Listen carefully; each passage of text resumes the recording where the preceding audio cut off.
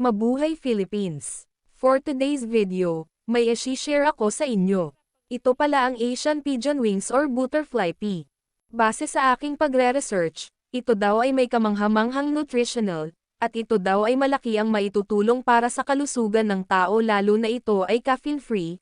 Naglalaman din ito ng mga antioxidant na makatutulong para makaiwas ang tao sa napakaraming uri ng karamdaman.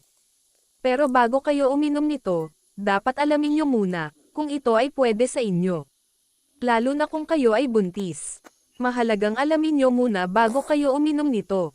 Base sa aking pagbabasa patungkol sa halamang ito daw ay hindi ay nire-recommend sa mga buntis. Alam nyo ba kung saan nang mula ito? Ang butterfly pea ay katutubong sa Africa at sa Asia, malawakang nilinang sa India, South America at Australia. Ito ay isang species ng halaman na kabilang sa pamilya Fabaceae, endemic at katutubong sa isla ng Ternate sa Indonesia. Wow! Sobrang sarap naman pala nito. Kung magtanong kayo anong lasa, well, walang lasa siya, lagyan nyo na lang ng lemon at honey. Salamat sa panonood. Paalam. Huwag niyong kalimutan mag-subscribe baka naman.